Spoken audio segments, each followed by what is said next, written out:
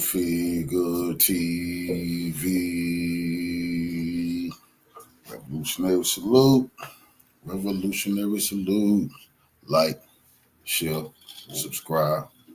Welcome to the House of Revolution. You know I'm your humble host, the Yao Mean of Revolution. It's got bad news for Big U. The feds is on you, probably by Nipsey hustle. Before we get into that, be sure to wipe your feet. That means hit the like button.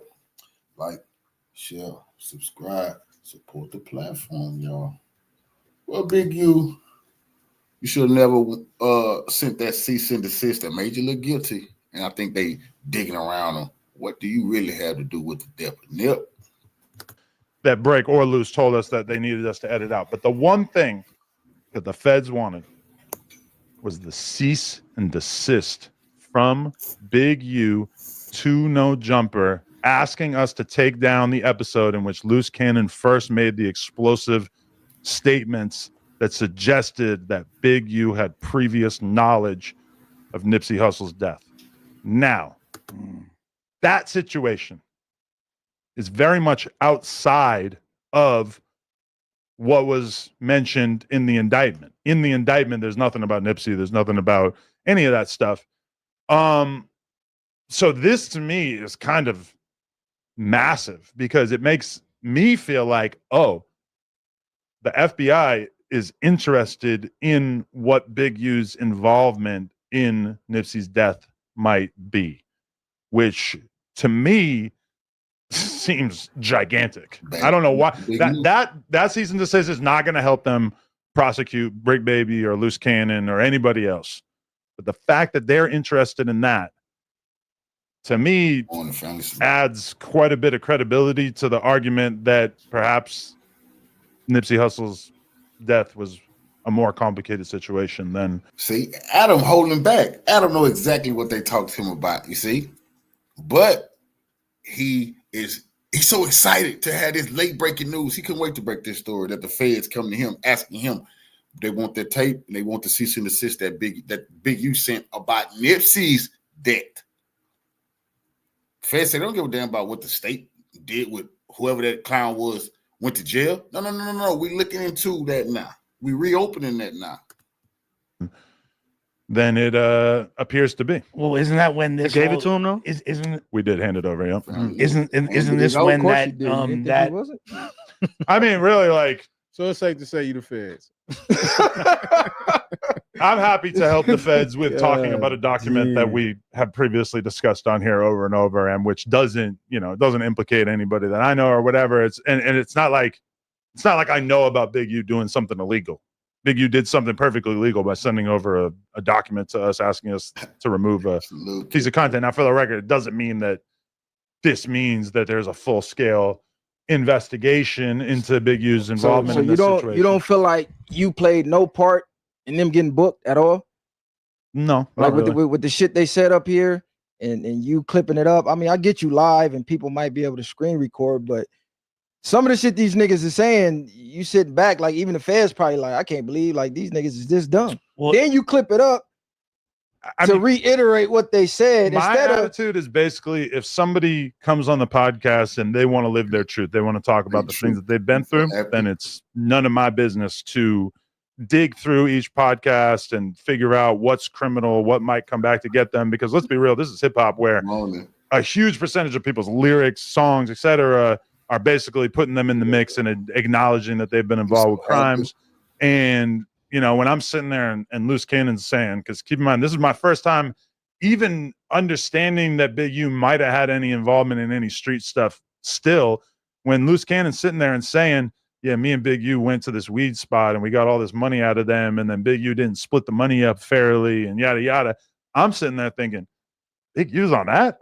Like, I had no idea that Big U would have been doing anything that could be considered extortion or payments for checking in, whatever. In retrospect, I feel a little naive since he did call his podcast that, and he was talking about the checking in process pretty openly. He talked about because on the Breakfast Club. At the end of the day, we see we understand the bottom line is the money. So at the end of the day, enough of the nonsense. We so I don't want to promote that nonsense.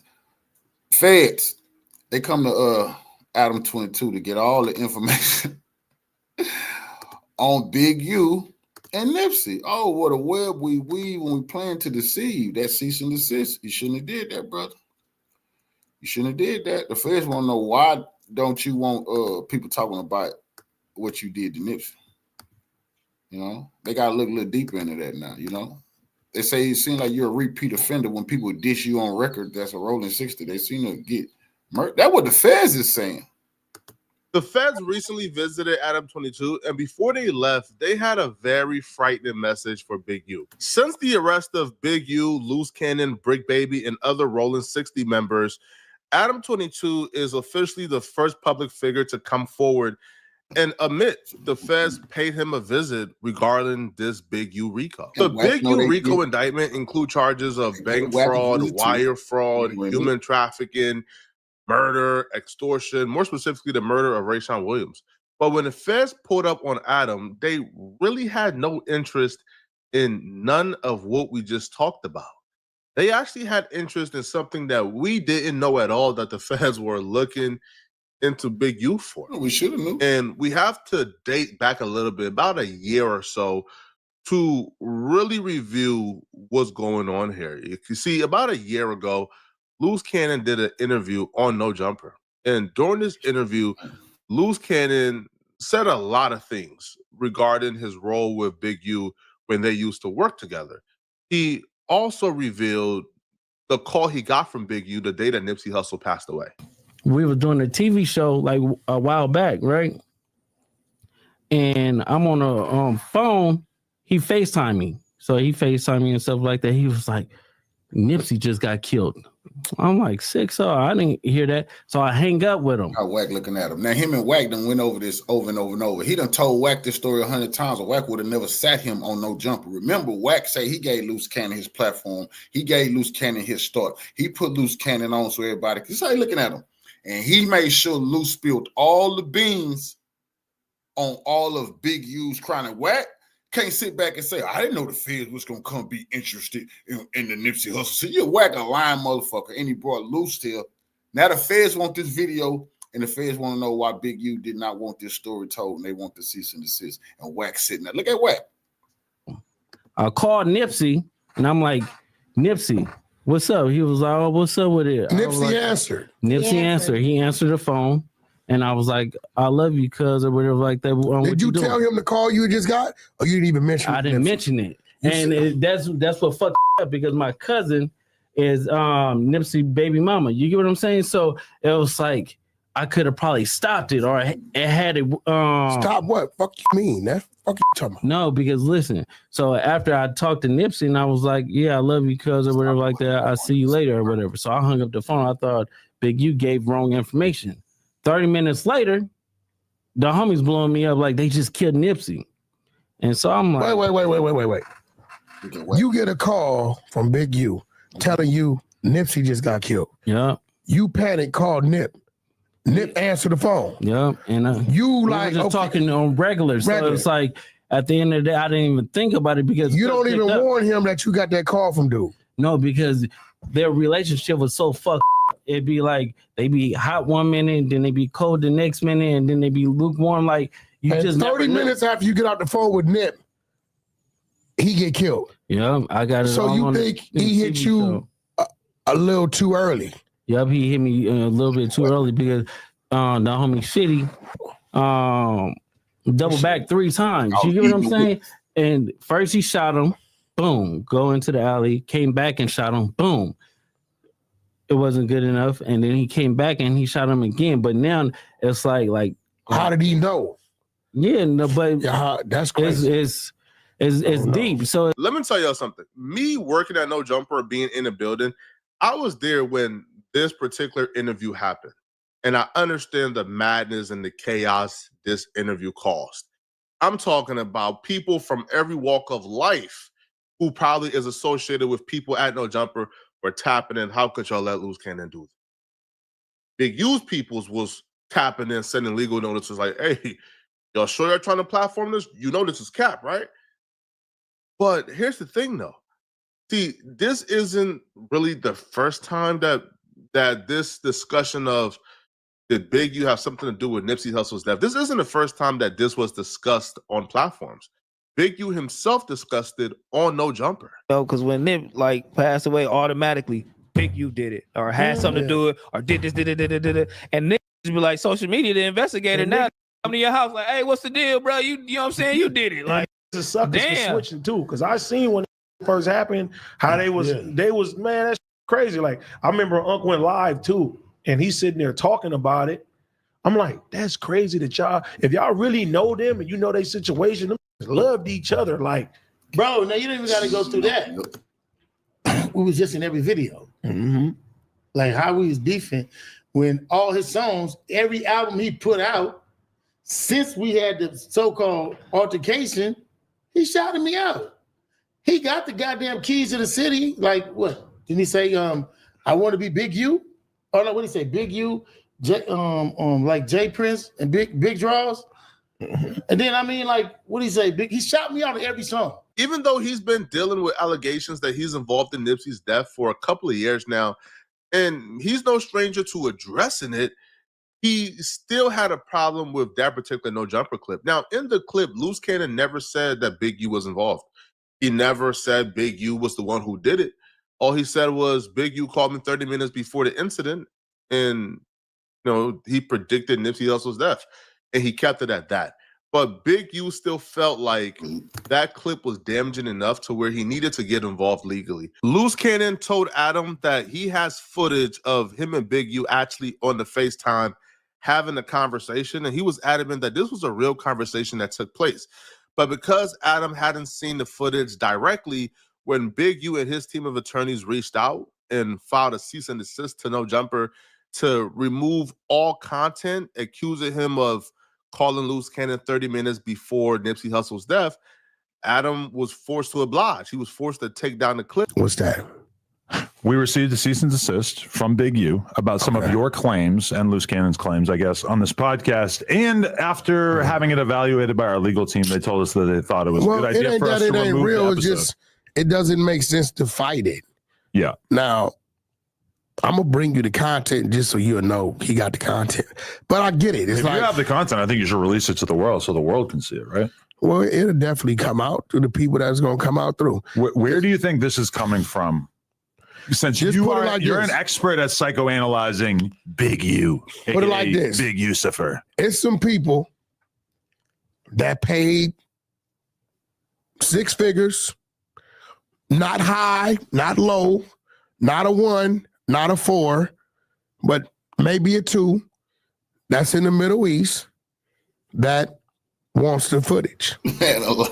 Why? I don't know. Bro. Now, these same people. Wait, hold on. The footage of Nip or the footage of the Big U phone call? Listen to me. They want the footage of the Big U phone call. Now, how I know these people. The Saudi government wants to own it. It's not the government. Okay. These same people are the ones that been trying to buy that other footage for years.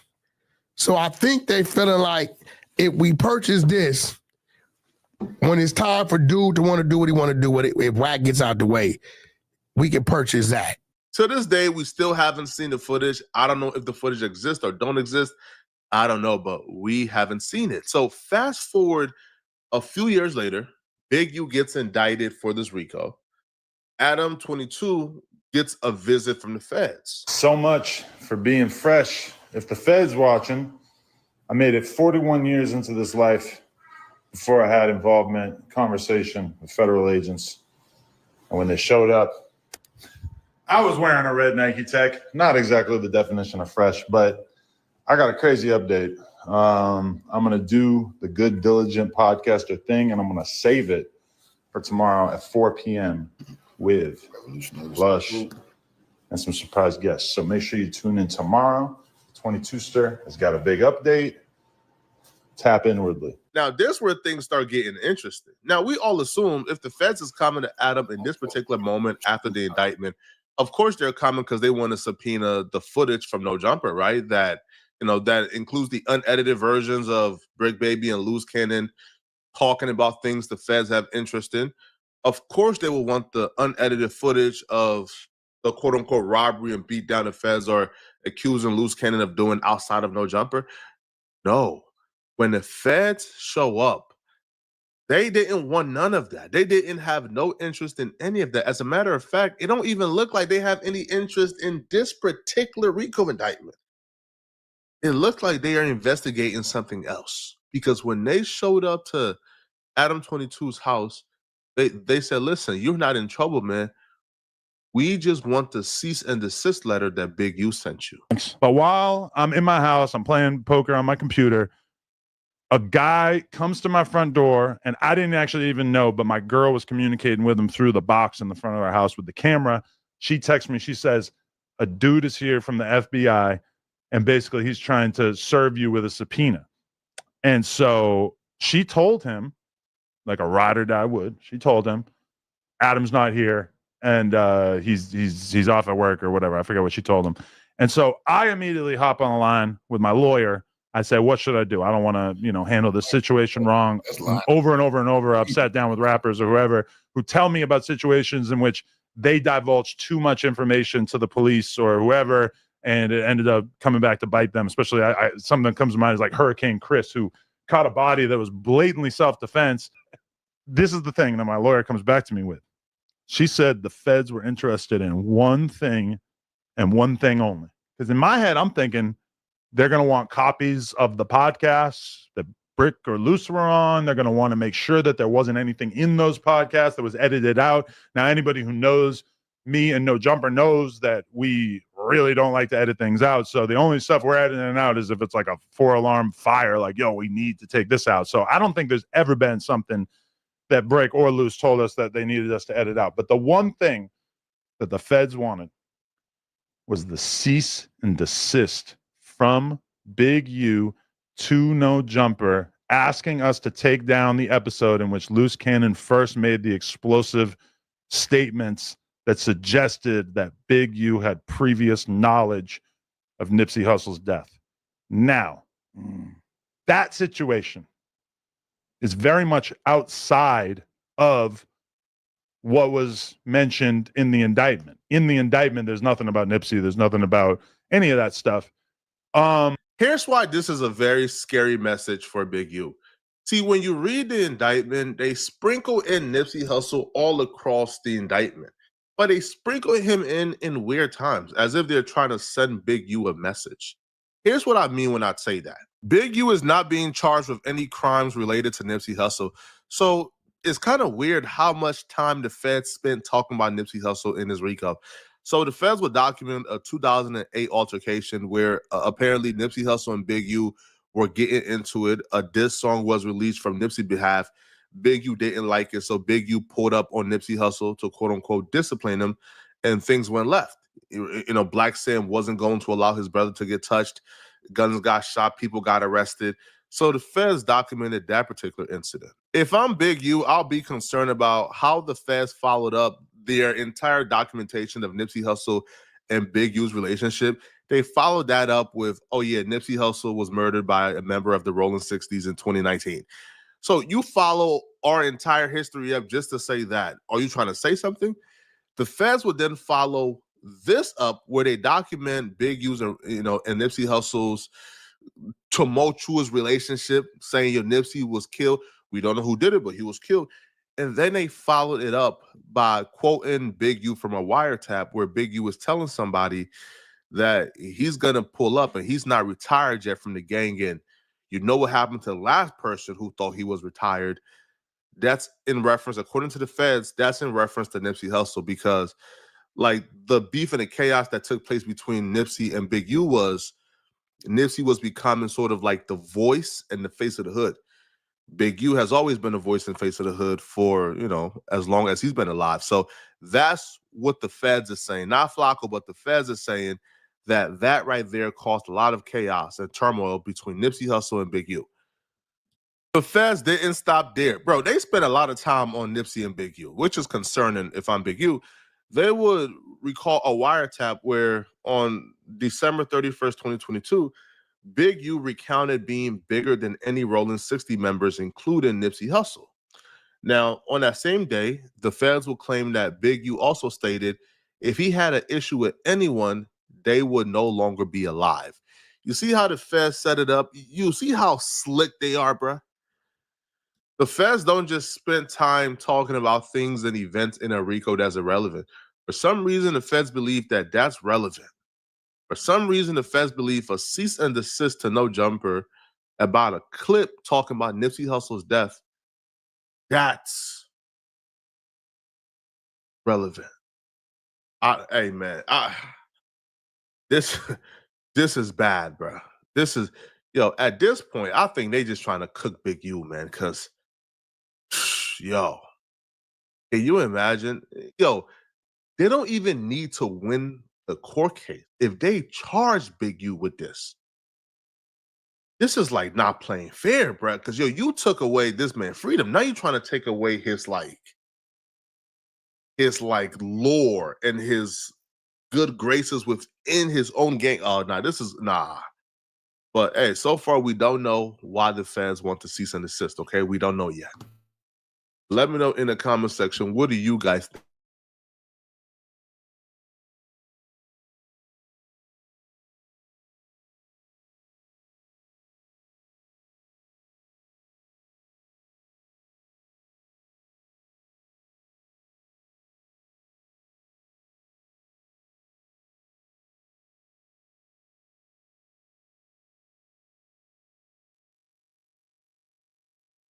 For years, hip-hop fans have speculated that hip-hop media personalities like Vlad TV were secret police operatives. It's been a long-running rumor that Vlad is the feds and that he has been setting up his Vlad TV guests to snitch on themselves, as many rappers have gone onto his platform and incriminated themselves for the world to see. While people like Keefy D snitched on themselves on Vlad's platform, realistically, Keefy D had already snitched on himself in his own book. And although many other rappers have snitched on themselves during interviews, Vlad vehemently denies being an operative. While Vlad might not be an agent, recently one media personality has been exposed for being an agent all along, with his platform playing a role in the demise of his co-host and many others in the urban community. That man is Adam22, and his No Jumper platform was just cited in a criminal indictment, bringing down several gang members in LA. Hey guys, I hope all is well. Welcome back to The Truth Is, where I drop new videos every other day exposing the truth.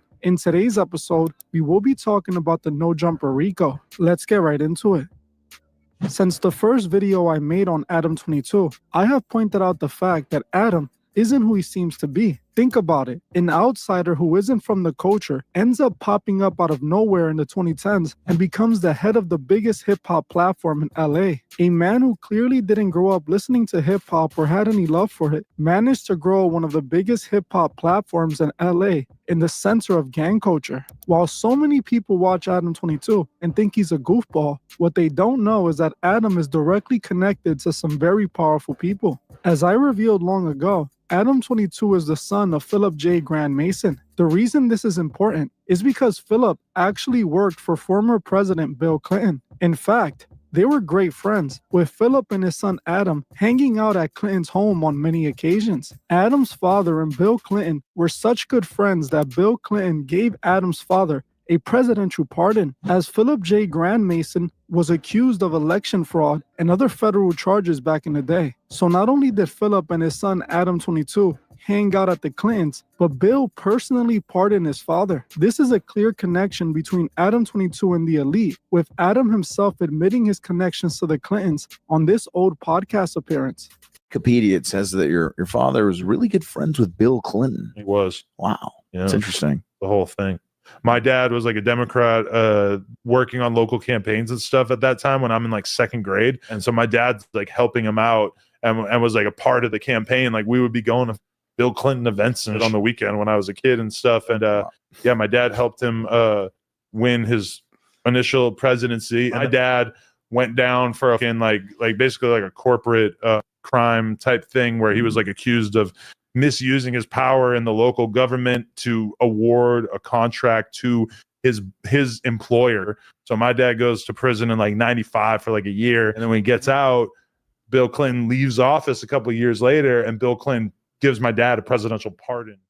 As you can see, Adam 22 isn't some random white guy who ended up in hip-hop. He's a man with powerful connections who I believe was planted in hip-hop as an operative to manipulate and destroy the urban community. Even his last name is a dead giveaway, as his last name is Grand Mason. I know in French, Mason spelled with an I means big house, but Adam 22 isn't of French descent. His last name is Grand Mason, just like the Freemason leaders who are called Grand Worshipful Masters. Now, when you realize he's connected to the Clintons and his last name is Grand Mason, things start to look suspicious. Now, let's calculate all of that for a second. Adam Grand Mason was connected to the Clintons, randomly became one of the biggest hip-hop media personalities out of nowhere. A platform that he used to invite gang members and trick them into incriminating themselves on camera. A platform that just aided the feds in an arrest of several Crip members who were regulars on his show and repeatedly snitched on themselves.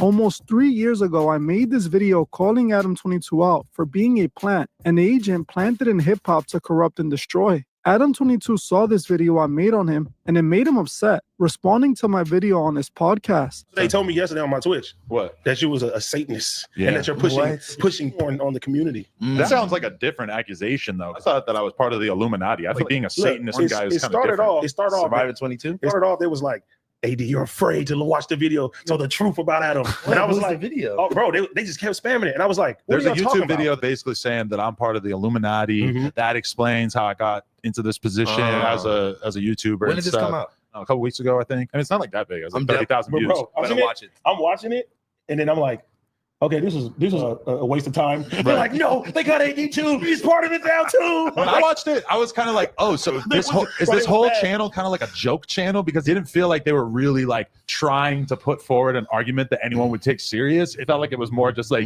oh, well, what about this? This seems a little particular. Like, about this? Well, what about this? It was kind of like, I felt like it seemed like a joke, but I feel like maybe some people take it serious and they actually think I'm Illuminati. They told me your dad was a Fed and said nothing about your dad being a Fed. That was not.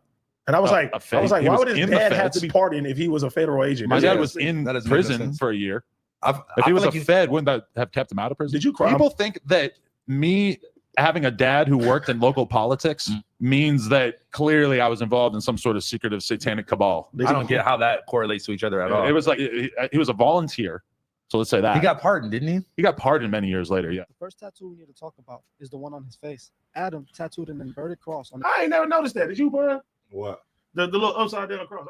When I called him out for lying in his response, he then responded under my video and tried to deny what I said about him, even though I had all the evidence to prove Adam 22 is an agent. This no jumper indictment proves everything I said all those years ago. Adam 22, or should I say Agent 22, came in with an agenda to push destruction to the urban community. This was proven true all those years back when Adam 22 reacted to my video, trying to discredit my information, which was clear as day. But after I pointed out that he was the one lying, he stopped responding. He wanted me to believe he never saw my video but was commenting on my video when my channel only had under 100K subs. How did he comment on my video if he wasn't watching my channel? Clearly, he was lying, and he did it in efforts of covering up what he really is. Something he has taken a step further by removing all the information about his father working for the Clintons off of Wikipedia. Do you really think it's a coincidence that the no jumper indictment came? Do you think it's a coincidence that Adam, a plant, invited a bunch of gang members to incriminate themselves on his platform for views, and now they're all in jail? This has been Adam 22's purpose all along, and by the end of this video, you will see just that. In order to understand my point, we have to take a look at No Jumper so we can see what he has done over the years. Over the years, Adam 22 built himself a platform in the hip-hop media space that has managed to grow over 4 million subscribers, growing his platform along the SoundCloud era of hip-hop, where he went viral multiple times for interviewing the upcoming rappers of the time. One of the biggest moments was when he interviewed XXXTentacion, right before his career took off to massive heights. The interview became his most viewed interview, reaching over 22 million views as the day of this recording. This made Adam and No Jumper a sought-out platform for upcoming talent. This helped him grow his No Jumper platform from nothing into what it is today, one of the biggest independent hip-hop platforms on YouTube. For a long time, things were going great for Adam 22, but eventually that all changed when Adam became so desperate to keep his platform popular that he started embarrassing himself for the world to see. Soon, many of his co-hosts quit on him, and this started the downfall of Adam, as he began doing all the wrong things for attention. First, he started producing adult films with his wife, which he began aggressively promoting on No Jumper. Then many of his podcast hosts like AD, T-Rel, and others abruptly left the No Jumper platform, blaming Adam for being unloyal, which Adam wouldn't take accountability for, even though it was clearly due to his actions that they quit. After this, Adam 22 decided to marry his longtime girlfriend, Lena the Plug, an adult film actress, only to pimp her out for views, letting her film an adult film with another man, which he went on a press tour to promote. While this got him some attention, it didn't last very long. So Adam kept going to new extremes for attention. He eventually came up with the great idea to create a game show where he would pimp out his wife to other adult film stars, with the winner of the game show given the opportunity to make an adult film with his wife. When this didn't work for Adam 22's comeback, he decided to pretend to be gay and tried to trick the internet into thinking he was going to film an adult film with another man. After all of these shenanigans didn't work, Adam once again focused on his original plan of bringing down the urban community by infiltrating it. At the beginning of No Jumper, Adam 22 has zero gang ties. He didn't really have any gang members on the screen on his shows. When he first introduced castmates, it was really just him, House Phone, and Cam Girl. They spoke about hip-hop and other trending cultural things on their weekly No Jumper show. Eventually, this slowly started to change, as Adam 22 would fire his old co-hosts and replace them with known gang members. Adam 22 would bring in AD and T-Rel, two known Crips, to become hosts on his show. Some people saw this as Adam trying to get street cred, but now we know what his plan was all along. While AD and T-Rel were on the platform, they repeatedly made it known they were Crips, so much so that No Jumper started looking like a Crip platform. Thankfully for AD and T-Rel, they managed to escape without ending up in handcuffs. Adam then got a hold of Crip Mac, who just like AD and T-Rel, snitched on himself endless times on No Jumper. Adam interviewed Crip Mac many times, eventually putting him on the No Jumper cast to continue to incriminate himself. Unlike AD and T-Rel, Crip Mac wasn't lucky enough to escape with his freedom, as right now he's in prison, and it's pretty clear all that snitching he did on No Jumper played a role in this. Crip Mac is only one of the members of the No Jumper cast who ended up behind bars, but now there are more. After AD and T-Rel managed to escape No Jumper with their freedom, Adam 22 replaced them with a new co-host, Brick Baby, who just so happened to be another member of the Crips, specifically the Rolling 60 Crip Gang. Just like others before him, Brick Baby didn't take long to begin to incriminate himself on the No Jumper platform, revealing on several occasions that he was a killer and one of the most feared Crips in the city. Any that ride with cuz on the dead homies, it is what it is. On 6-0 Crip. And me and cuz crash this together, or by myself on the dead homies. Man, cuz I'm 6-0 Crip. Stop playing with me, cuz. On the hood. Don't nobody tell me nothing. All while Adam 22 sat back and collected the views from Brick Baby's self-snitching. On top of Brick Baby, Adam began inviting all types of other gang members on his platforms to snitch on themselves, like Snoopy Badass and several others. No Jumper became the outlet for gang members to beef with other gang members, and Adam 22, the man who wasn't a part of this culture, benefited from it all. He was rubbing his hands together the whole time, as his plan was working perfectly. Another gang member that started appearing on his platform was Whack 100, who claims to be a leading member of the Pyru Blood Gang. Whack 100 ended having a full-on No Jumper show with Adam 22, where he eventually brought in other gang members to the show, like a man by the name of Loose Cannon. As his name would imply, Loose Cannon had some loose lips, and he quickly began to incriminate himself routinely on the No Jumper show. Loose Cannon admitted on camera that he had personally robbed multiple rappers and others, claiming to have terrorized several people and extorting them for their money, going as far as to claim that he personally robbed Meek Mill. When I did that to Meek Mills and Rick Ross. What'd you do to them? So the club, when you sweated them in the club? Yeah. And Meek and Rick have no idea that Draw sent you at them. No, yeah, they sent that because I called Ross. I'm like, Ross, boy, this shit get crazy. Drop off the 50,000 and we're gonna let Meek live on Crib. So Ross dropped off the 50,000. And so me and the homies, we go back.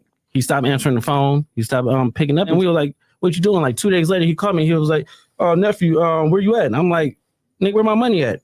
And he was like, oh, I needed it for bills. I needed it for...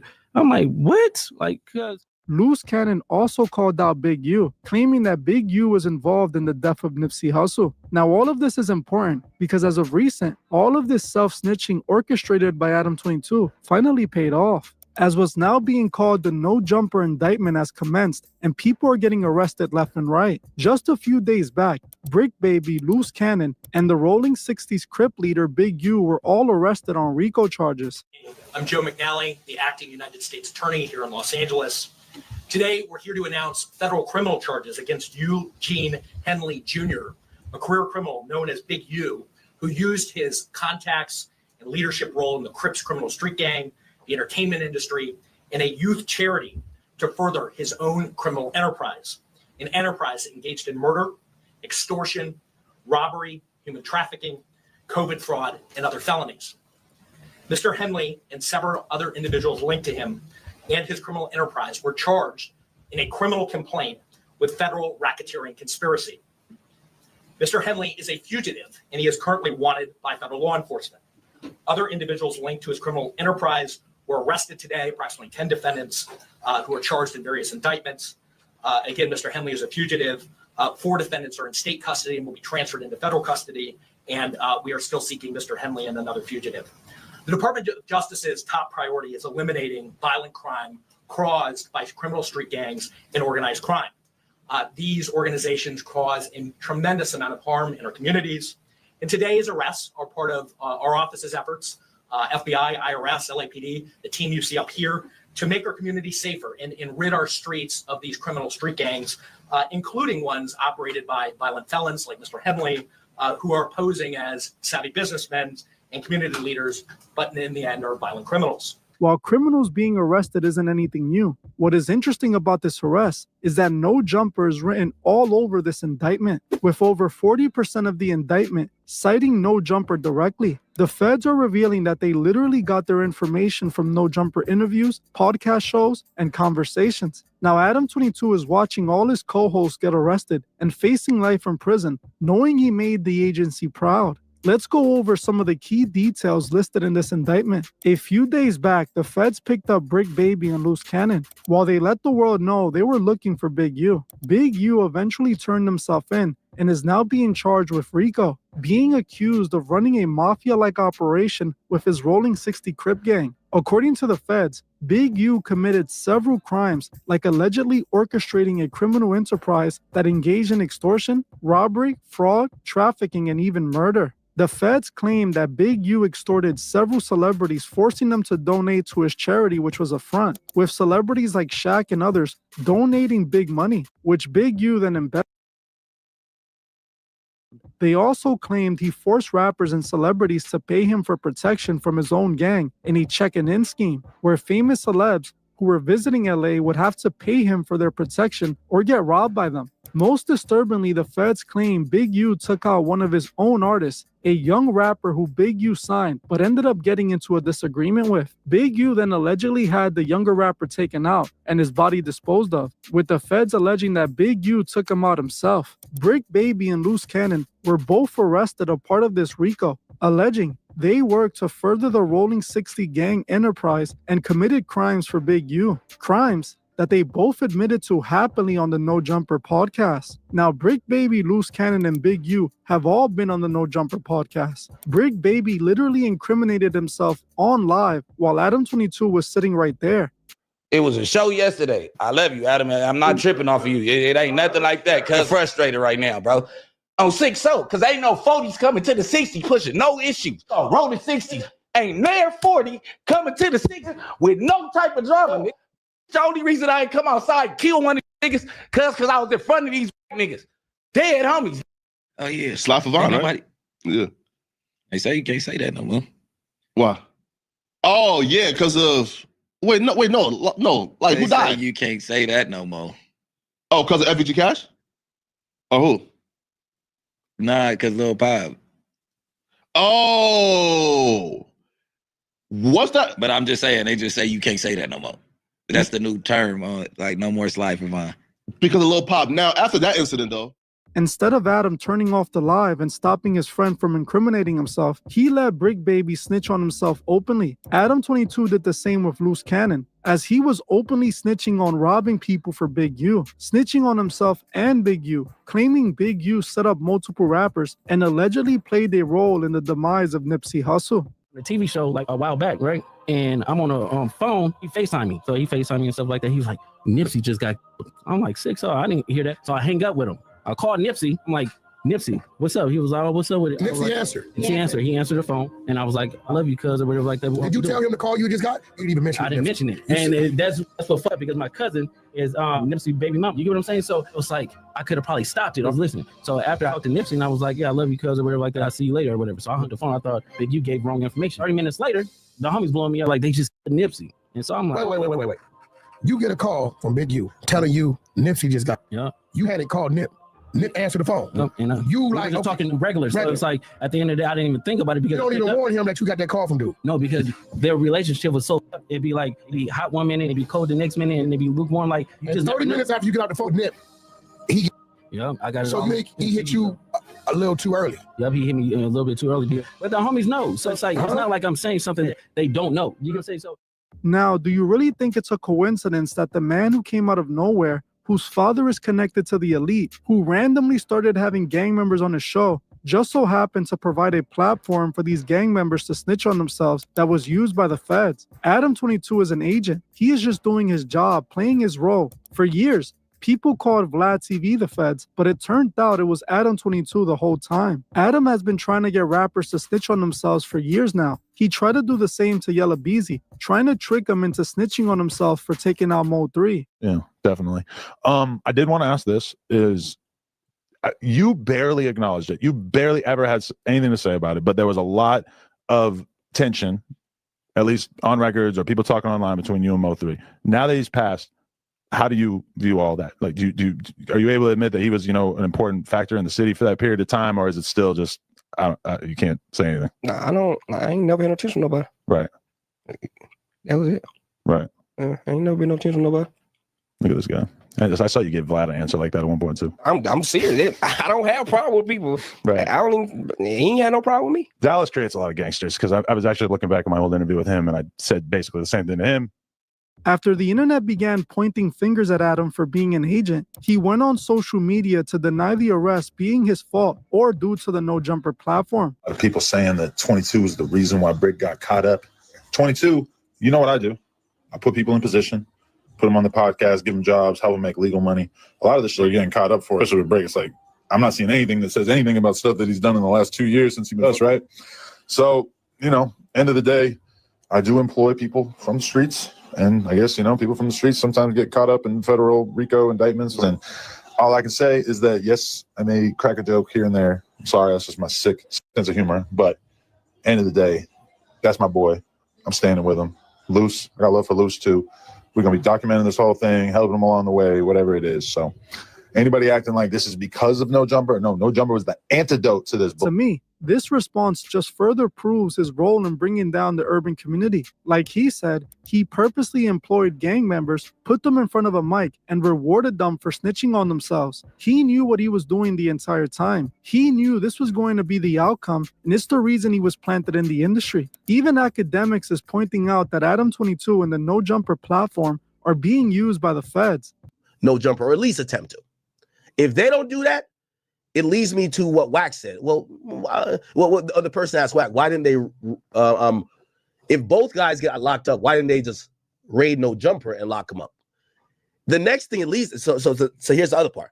If they don't subpoena no footage, security footage from Adam, from the No Jumper warehouse, it's only because the feds look at that as an asset. Remember I told you. Because you know why you don't lock up these two and kick the door down at No Jumper? Because you spook No Jumper. And if you're looking at No Jumper as the place where gang members come to tell on themselves, you don't want to spook No Jumper. No Jumper. As you heard for yourself, academics is pointing out the obvious. The No Jumper platform is being used by the feds. Like I said almost 3 years ago now, Adam 22 is an agent. He was sent into hip-hop to corrupt and destroy. He has been promoting simp culture onto hip-hop fans. He also used his platform to destroy the sanctity of marriage, as he claimed out of his own mouth that he married his wife and made her sleep with another man on camera to spit in the face of God. believe in God and we got married. Seems like that's kind of confusing to some people. For business strat. That's why you guys got married. No, because we wanted to celebrate. You guys talked about it when you got married. You guys talked about, imagine destroy the sanctity of the Bible. That was a satanic demoralization, alchemic ritual. I like the way that you're thinking because, yeah, I don't believe in God. Maybe what better way to spit in the face of God? Better way to spit in the face of God than to get married. Well, hold on. And then let her a large man. He also set up many gang members to snitch on themselves so they can be arrested. Adam was given this platform for this role since the very beginning. Agent 22 was sent in to destroy LA hip-hop from the inside. Sadly, he has succeeded, and now we are seeing those he brought around him pay the consequences. All I can say is that I tried to warn the world about Adam all those years ago, and if more people would have listened, they could have avoided this. Well, I'm gonna end this one here. I want to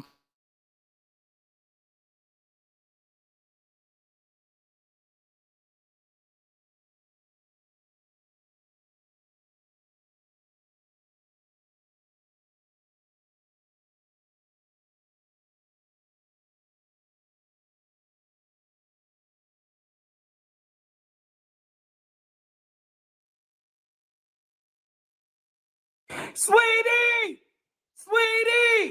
It's over with. To think that somebody was stealing a bunch of toys, stealing Christmas, that's kind of crazy. This is security video showing the moment early this morning when Eugene Henley says someone stole a U-Haul parked in front of his Windsor Park home. It was filled with toys worth nearly $40,000. Boy, you is a scumbag. You gotta stop. All of it paid for by the Henley family, their son, Chargers linebacker Dayon Henley, the team, and private donations. But didn't y'all bring back the toys in another truck, right? Yeah, we brought back the toys in the truck and all that shit, brother. That was Loose Cannon talking about Big U staging a fake robbery of Christmas presents to get money. Right as he was telling us about the theft, trucks of toys started arriving. Damn near Christmas miracle. You know what I'm saying? Here in South Central. Word had spread and donations to buy new toys added up. City workers and the local councilman's office helped organize things, and the LA County Fire Department, which runs its own toy drive, pitched in load after load. This is a great save. This is a great save by the community because we didn't have no toys. And you see Big U talking, and it sounds kind of unbelievable until you read that 107-page report, indictment document where Big U is on the phone shaking down guys for $500, $1,000, accepting marked money from this dispensary he was allegedly extorting. Now he's been ducking our calls and shit. So what did he do with the toys eventually? Did he have niggas? I see the play. They not here to break everything back. We didn't do nothing with them. Because bring the truck back in there. So he brought everything back. You brought the truck back where? Not the U-Haul truck. They got the other trucks and they brought them back with the. So you had them snatch the U-Haul, take it somewhere. Yeah. He get the money, raise the money. Go ahead, bro. He had to ditch the U-Haul, and then we brought him back in the different truck with the toys and all that shit. And but people were sending me cash donations. Yeah. And he's supposed to break y'all off some of the money. Yeah. And now the nigga ain't answering. The idea that he might want to pick up a quick 10 or 1,000 or something or 20,000 on his Cash App by doing this, it's fairly believable. Now, there was a rumor Brick Baby was stizabbed. He called in a no jumper. He was not. Adam 22, I think it's true that the feds did show up at his house and ask him some questions, which is not surprising. There's no way that WAC 100 and Adam 22 are at least not, they may not be submitting answers, but they're definitely under the microscope, and they're going to have already been and will continue to be asked things. Brick Baby and Loose Cannon are still calling in. Loose Cannon is calling in all the time. His wife is posting conversations. So nobody's scared straight. Nobody seems scared. These guys are not pretending to be who they are, just like the deceased Nipsey Hussle was telling you he was an active Rolling 60s gang member, and he died like active gang members often do. Gunned down by another gang member, and you're most frequently taken out by a member of your own gang. What bigger picture is this all a part of? Sweetie! They had a travel agency. So not a travel agency, but travel agency, and so they take around the country in vans and buses. So you ain't responsible for you put on the bus. But if you got a bunch of motherfuckers recording on there and you going out there, but you really moving weight. That's crazy. It's crazy. Like it was getting it. Like I'm talking about getting the bag. So let's go back to the breakup of Nipsey Hussle and Big U's business. It was always very vague. Like, what was it about? Why did these guys, because Big U put Nipsey with Steve LaBelle and they got him going. I mean, Nipsey, we know him at the end of being this entrepreneurial guy with his own team, but he didn't start that way. I mean, Big U played a part in him getting started, and he would talk of big draws. He would constantly reference him, and big draws took me here and hooked up that, and they went out to New York. And so they were rocking, and Big U definitely had a value for the early stages of his career. Now, thanks to the excellent work of Loose Cannon, let's look at these clips. So that was Big U.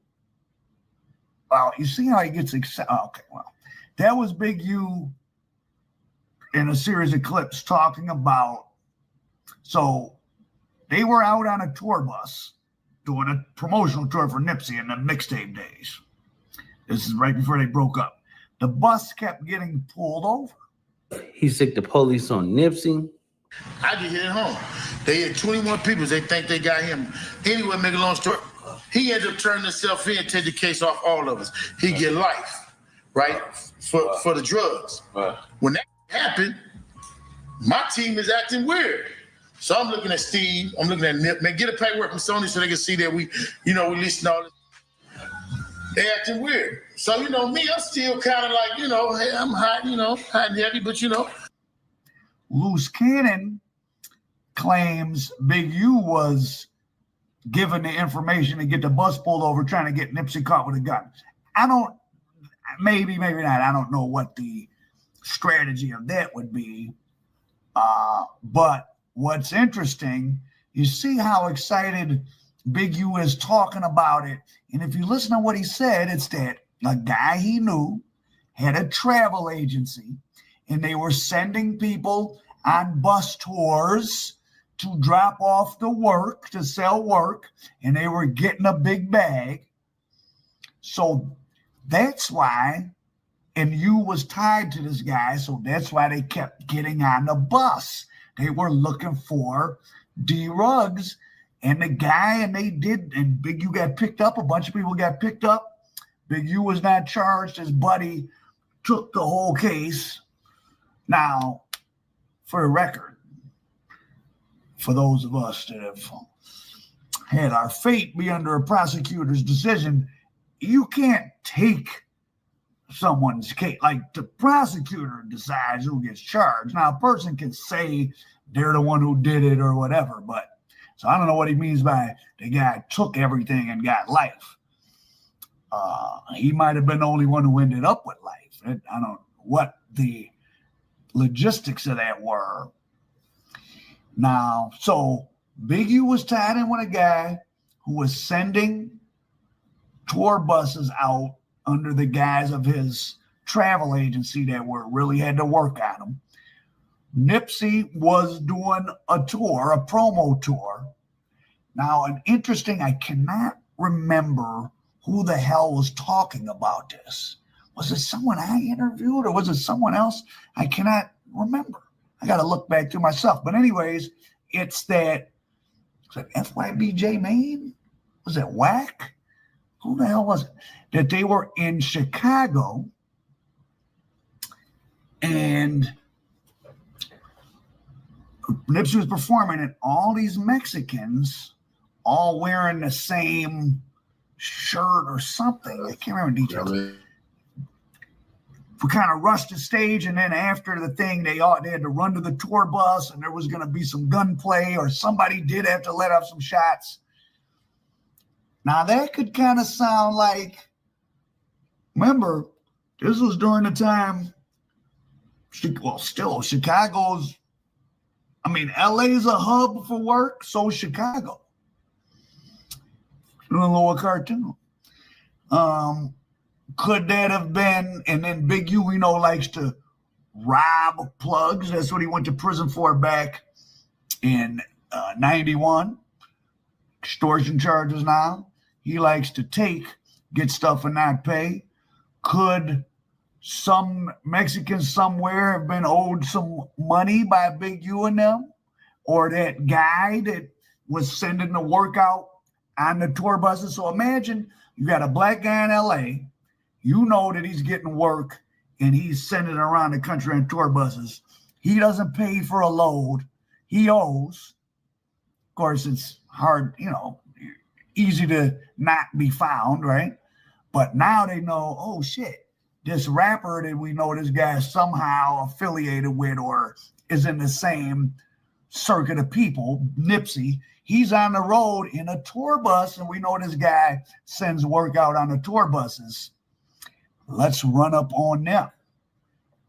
So, well, I'll have to investigate that further. Maybe you can give me some help. It's amazing. There's good. I do read the comments. I mean, people put up nonsense, but also a lot of people put up useful stuff. Like years ago when the guy told me Tekashi 6ix9ine used my song, I sued him and got some money. So some of the stuff people could put in comments is real. Now let's go to the tail. I did hit up Little Rod Zay trying to get him to interview. He said he would hit me back. We'll see. But go over on his channel, Little Rod Zay, RODZAY, and listen to his story. But I don't want to steal all this thunder, but I'll give it to you in a nutshell of Nipsey. Okay, so all this stuff happens with the tour bus. Nipsey, they search Nipsey for a gun. He doesn't have a gun. According to Loose Cannon, Big U had been talking about guns with Nipsey right before that. And why are they all calling Big U a rat? It's something, some cases, and Big U by his own, you see him. I don't think anyone on those shows was calling him a rat, but yet he's saying, I couldn't have had anything to do with that. Kind of weird for him to be saying that on these different podcasts. So I couldn't have had anything to do with it. Do with what? Why would anyone think you had anything to do with anything? Kind of interesting. So think about a guy that's charged with extortion, a guy that was sticking up, that tried to rob a sheriff that he thought he had 33 pounds of coke in 91. This is a person, so he doesn't, you're a criminal, you don't want to follow the rules. Then you're in the drug world and you don't want to follow the rules of buying and selling and paying. You want to break those rules and just take. Big U was in charge in prison. He might be somebody feel like the rules don't apply to him. That's what a lot of these, listen, I know about a lot of intricacies of a lot of cases, different people all around the country, even people I know.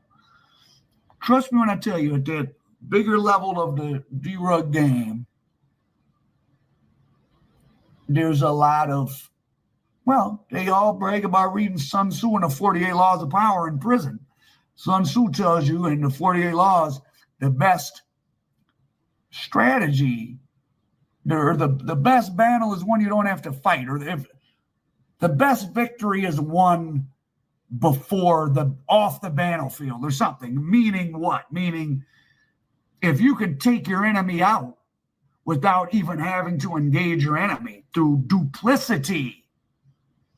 So in Sun Tzu's case, we got some spies into the city and they poisoned the water, so the rival army was sick. And when we attacked their city, they couldn't even fight back because they were all sick because the water had been poisoned. duplicity. People are pointing out with WAG 100 the way he didn't create Loose Cannon, but Loose Cannon had been running around extorting people with Big U, and just like Nipsey got disillusioned with Big U, apparently Loose Cannon did, and whatever personality type Loose Cannon has, he's telling it all, including getting himself in trouble. Loose Cannon seems like he's in a bad position, though he's the only one not in the LA federal lockup. He's still in Vegas.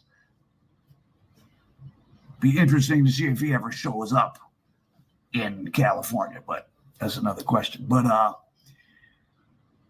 so if Big U and then 600, who everyone was treating like a joke, and he had that Eddie Boy guy on who supposedly was going to say Big U snitched on him, but Eddie Boy seemed like he didn't want to. He did come on Big 600's show. He didn't really refute what 600 said. He just didn't. He probably didn't want to get himself in a bunch of drama. He said, "I'm Muslim now," and that was a long time ago. But Eddie Boy supposedly in prison had printed out all this copies of his legal work showing that Big U had told the feds that he was, or not the feds, but the state of California, that he was working for Eddie Boy, and that got Eddie Boy in trouble. And Eddie Boy got more time than him. So 600 now is much more believable, I guess. He tried to catch up Nipsey with a gun case. He thought Nipsey had a gun. He asked Nipsey, "Where your gun? And you got the thing on you, right?" And he said, "Yeah." He leaves. He goes, leave the bus, right? 2 minutes later, the feds hit. Go in there, gaffle up Nipsey. He go in there, be like, "Hey, what y'all doing?" Trying to 52 fake it. But the whole time, he sent them in there to get Nipsey. But Nipsey had a gun, but it wasn't on him. How would they come in there and start asking for a gun? I never even said about a gun. This is not even my bus. Why would they come and hit this bus, gaffle me, and ask for? So I ended up going to jail, me and my wife. So now when I get out, I'm like this, like, why y'all acting all funny? They asking Steve for the paperwork. They asking Sony for the paperwork. They need a lease to show that we was leasing it and that this was the movement. Right. And then Steve and Nipsey acting like it's just major caper. So that's why I left music. That was really how I left music. And if you look at it, like, if you see where at some point in our music venture, you only see Steve and Nipsey together. Mm-hmm. You kind of really don't see me no more. Mm-hmm. And they didn't really know why I left. But I'm like, if these panicking like this over some that ain't serious, and we in a hip hop game, what if we knock down some? For real. You know what I'm saying? Yeah. So, I love Steve death, but I'm like, I got to get away from this. And we weren't making no money then. Yeah. You know what I'm saying? Yeah, so they made no. And being really pure with my energy. And I was just only doing music. And I was like suffering financially. The police raided the studio and took all the equipment and put a gun on me that was in the house, a shotgun. It was a registered shotgun, but I was on probation for a gun. Mm-hmm. So, the probation says you can't be around no guns at all. So they booked me for the gun, took all my equipment, and I was really just in there working. You know what I mean? Just like, they don't know that. Nobody knows how pure you are but you. Yeah. And I was really pure at that time. I wasn't doing nothing but music. It kind of discouraged me for a long time. So if we think that there's evidence that Big U back in 91, because Big U wasn't the head of the drug thing. He was listed as an enforcer, and he did try to stick the guy up. And he got less time than the other guy, his co-defendant in the conspiracy. So he was not the one in charge, he was the enforcer. So then he has a history of being attached to drug rings and being the muscle. But then when things go sideways, him throwing someone under the bus. Well, literally with this Nipsey Hussle tour bus situation, it kind of sounds like that. Why does So that's, and as you saw, Big U said, oh, when I came back, they were all acting funny. Well, gee whiz. People don't want to get searched for guns and get taken into custody and chased by Mexicans to Chicago and asked by the feds about, are you trafficking drugs on these buses? And then he says, oh, we're in the hip hop industry. We might have to lay somebody down. I mean, you're right. You might, but that's what you're thinking about. You should be trying to not have to. Like, that's always right. You always may have to do whatever you have to do, but that shouldn't be what you're thinking about. But that's what he was thinking about. That's what he was really into. He was a guy that he liked the street stuff, which, listen, to be good and make a career in anything, you usually have to like it, right? Some people are just in it for the money, but there's so many opportunities to do stuff in LA. If you're being a criminal, you're into it. You like it. So, I mean, it all kind of makes sense. So Nipsey is like, oh man, this guy has got me being questioned about drugs and guns. And then he himself, his behavior is suspect. Let me get away from this guy. And then he might have been talking bad about, like, oh, what's up with Big U seems suspect, which of course is going to raise Big U's antennas. Big U, as told by Lil Razzie and others, goes over to the studio where Nipsey is to talk about his equipment and ends up throwing a water bottle at Nipsey and hits him. They go outside to fight. Big U's doing his MMA stretching. It's not that Nipsey beat him up. They kind of spar around for a while. Nipsey's smart enough not to let him get too close because Big U is a big guy and trained and all that. It would hurt him if he grabbed him, but he doesn't let Big U grab him. He's much younger. Big U starts to get tired. So they call out another guy, Little Draws. Little Draws and Nipsey go at it a little bit. So he didn't beat up Big U or nothing. But then the other time when Big U makes Nipsey, see, Big U said he went to pick Nipsey up to get his discipline, but they were, from other ways the story is told, they're outside somewhere in the 60s hood and Big U pulls up and is like, yo, get in or something.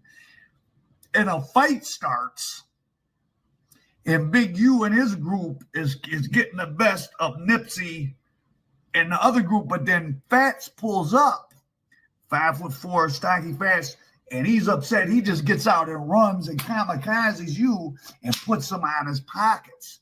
So if your reputation is of the ultimate enforcer on the streets, you're, to use his own terms on the wiretaps, I'm the last OG still killing people. You can't get, literally, it's one thing to dance around with Nipsey and you're old so you get tired, but neither one of you really punch each other. It's another thing for Fats to actually hit you in the chin and knock you down. And listen, anybody can get knocked down because I don't care. There's no muscles on your chin or nose. You catch a blow from a guy who's 250 pounds to your chin or 200 pounds. Or me, if I hit you dead on your chin or nose, you might fall down. So now you got, he's been knocked down by Fats. Nipsey is off of him because of these criminal cases and some possible, it's weird that Big U's, how does Big U know so much about this operation of sending out work on tour buses? Again, he had Nipsey on one of these tour buses. And Big U didn't get in no trouble. Big U's already been to the joint for drug stuff. Another guy gets life. So it's, you can kind of see how this melange in the 60s were probably separating of who was rolling with Nipsey and what crew was sticking with you. And that's probably why you had to get certain people that weren't even 60s. Now, I do think Loose Cannon was one. That whole thing of Brick Baby saying who put you on and all this and that. Loose Cannon had a good explanation of saying, well, the people that put me on don't want their names mentioned. And look at this clip. This is No Jumper. This is Brick Baby raising his shirt to let Loose know, because they had that day before the indictment, they got picked up. Oh, Loose must have drove right back to Las Vegas, because right after that, so they were like being cordial, but it was also like, yeah, you could tell the vibe was, I asked about you, and yeah, you get busy, and now I asked about you and you get busy. So they knew not to pop off on each other. But Loose Cannon's a pretty big guy. Brick Baby's medium size. Brick was letting him know, I got it on me. Crazy to have all those pending gun charges and to be flashing a gun on the internet. And as we know now from that indictment, that agent, he was watching No Jumper like us every day, all day. So all this has been seen. There's going to be more charges. So let's go back to this ongoing saga. So you's falling out with Nipsey. Nipsey might have been saying stuff about him possibly being no good. Fats knocked him down. Some time passes. Nipsey's doing, that's when Black Sam came out and fired the gun, all this stuff.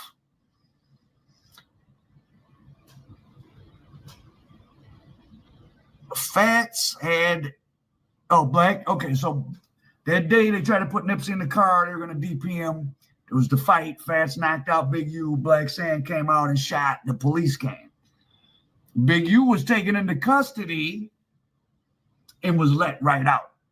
And when people were like, how'd you get right out? He said, because I'm a grid worker.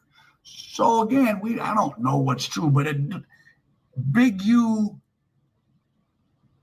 seemed genuine in these interviews, but looking at what he said on the wiretaps, he definitely was playing some criminal games. So he was duplicitous. Zo's a duplicitous person. And if you're duplicitous at all, you're a liar at all, or two-faced, you will be at all times. You're apt to be at any time, let's say that.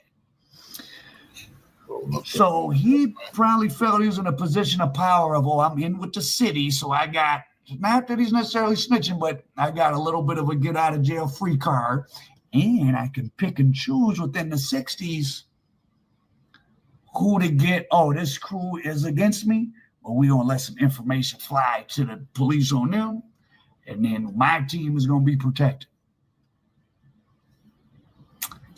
This is how gangster stuff works. Listen, you are not a real gangster unless you're working with the police.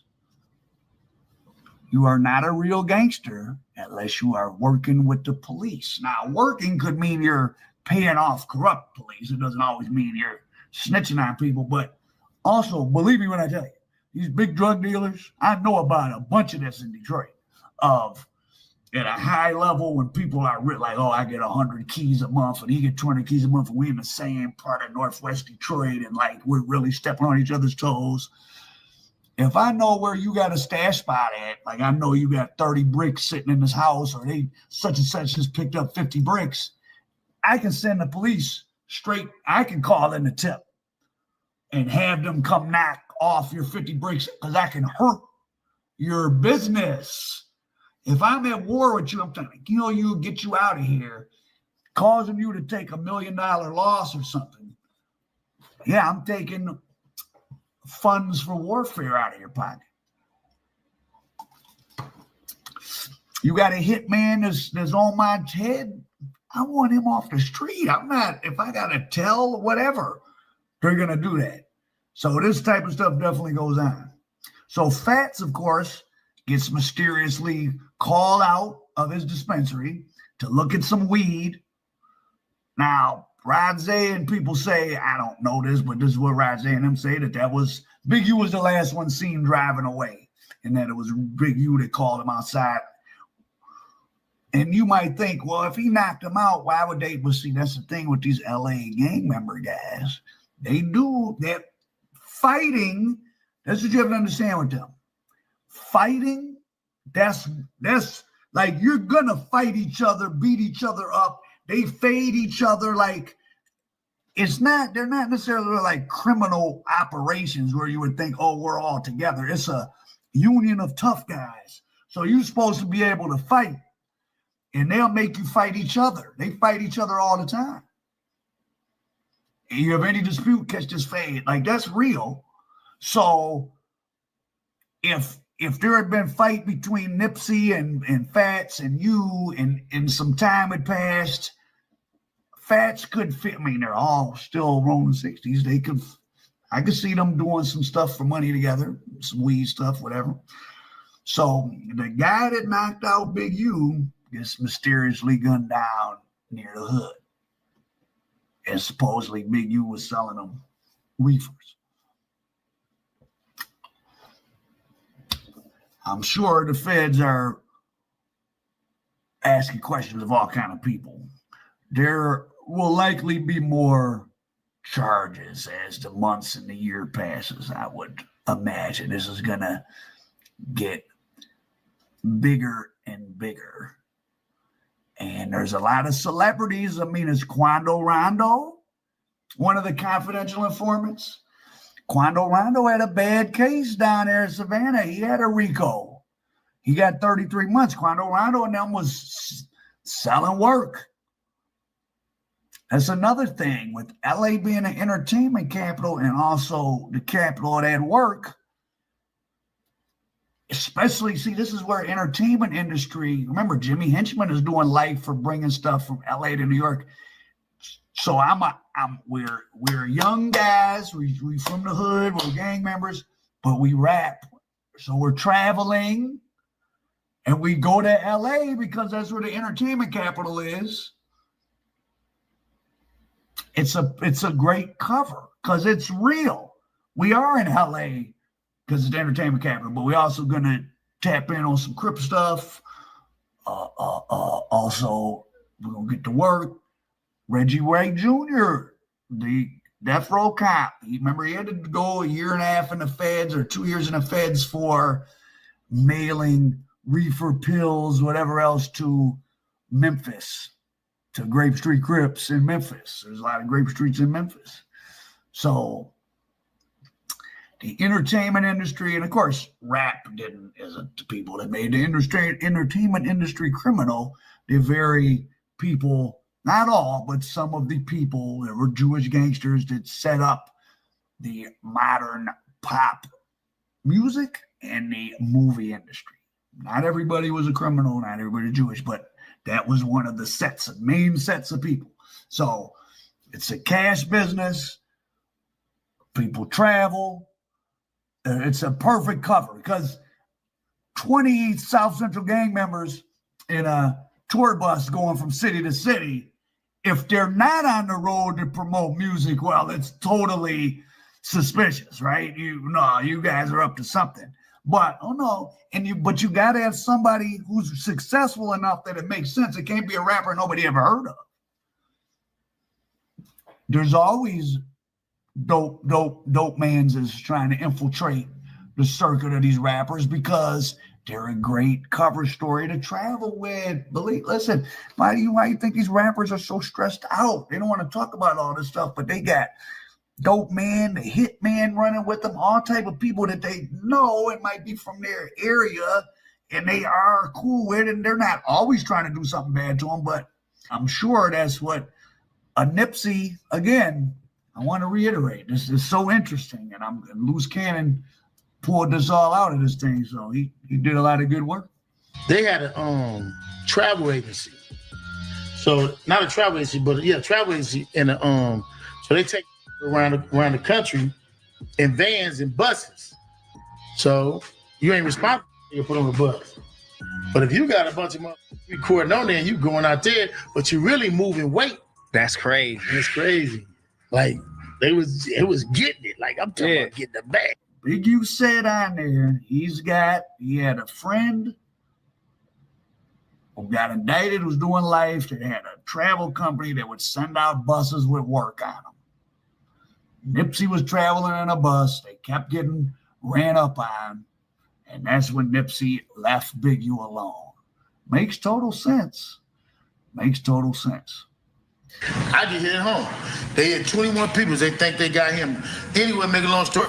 He ended up turning himself in, take the case off all of us. He get life, right, for the drugs. When that happened, my team is acting weird. So I'm looking at Steve. I'm looking at Nip. Man, get a paperwork from Sony so they can see that we listen to all this. They acting weird. So, me, I'm still kind of like, hey, I'm hot, hot and heavy, but What is WAC 100's position on all this outside of just benefiting from the content? Hard to say. That's a topic for another day, but those are my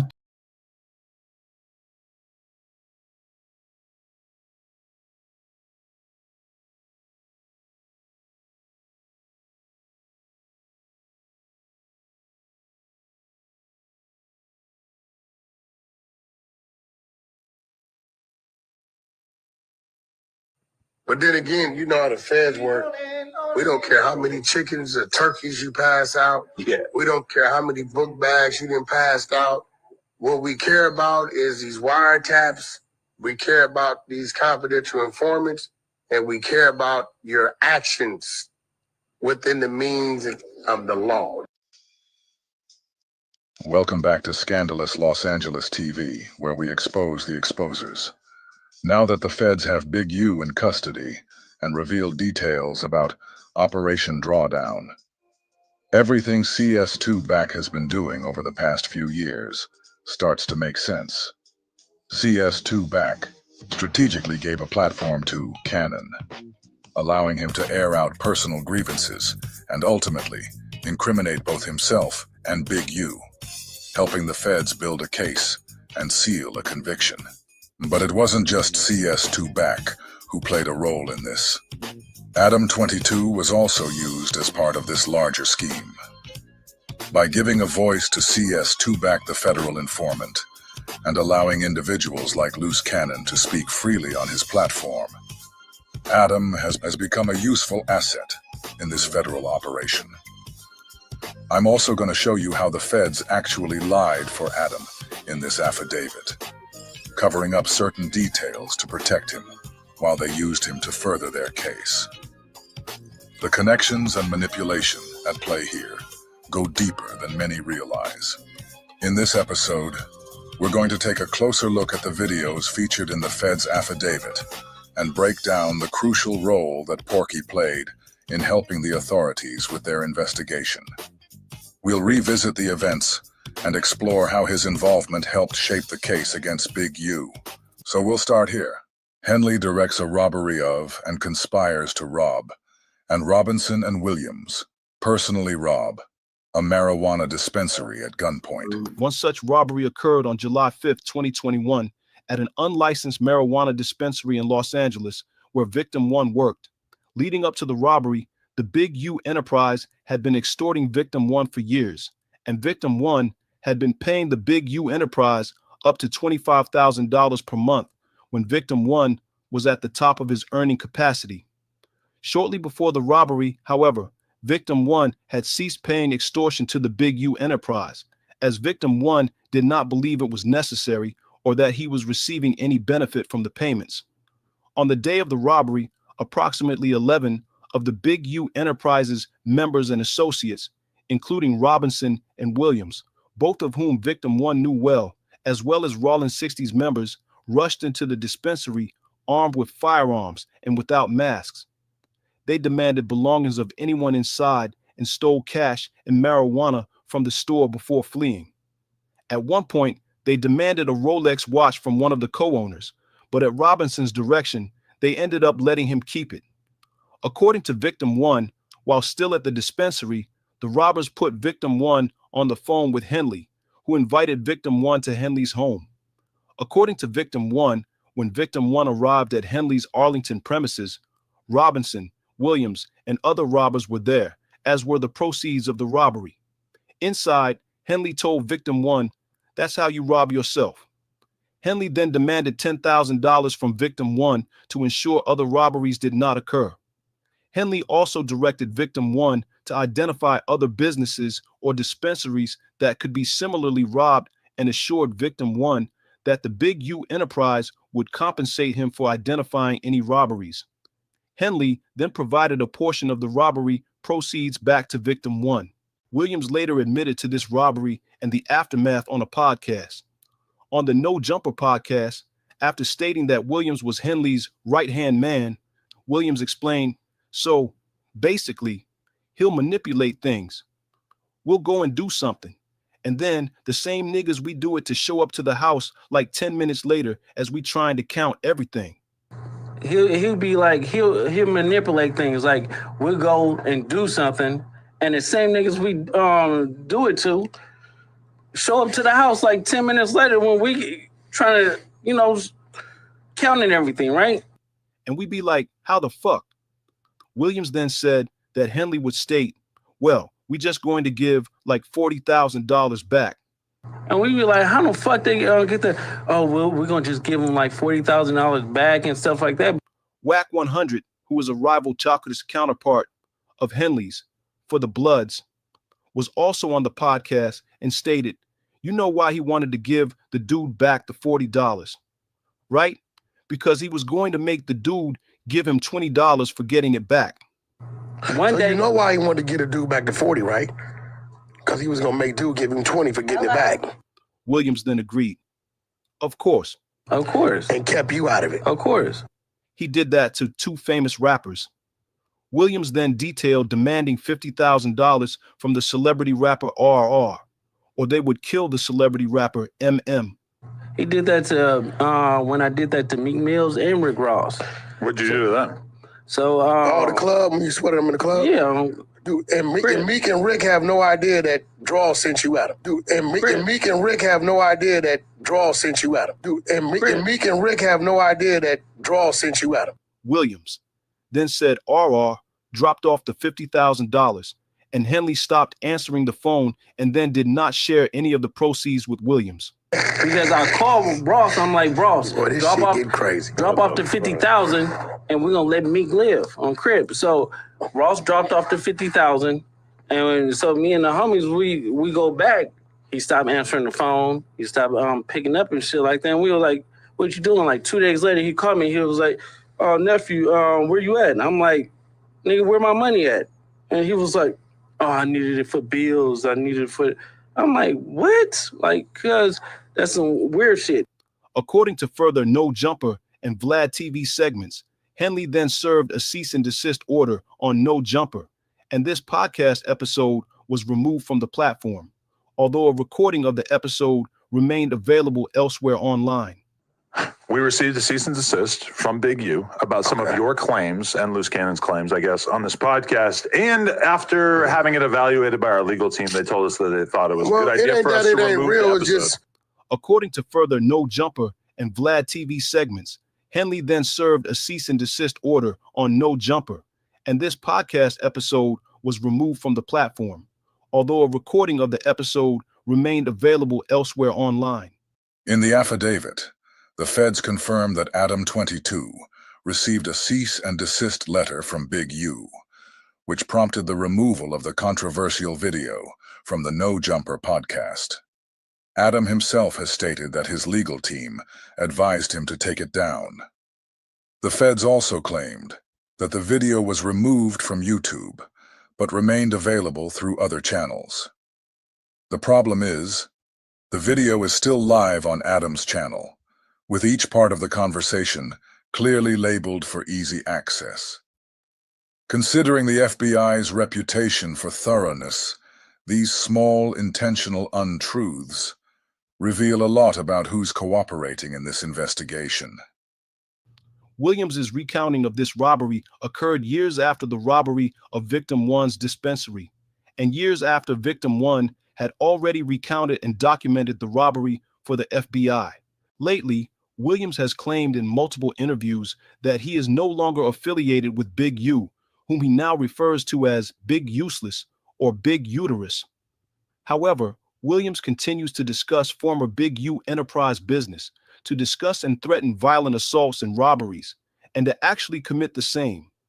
For example, on January 3rd, 2025, outside of the No Jumper podcast filming location in Los Angeles, Williams struck a victim in the head multiple times with a firearm and pointed the firearm at the back of his head.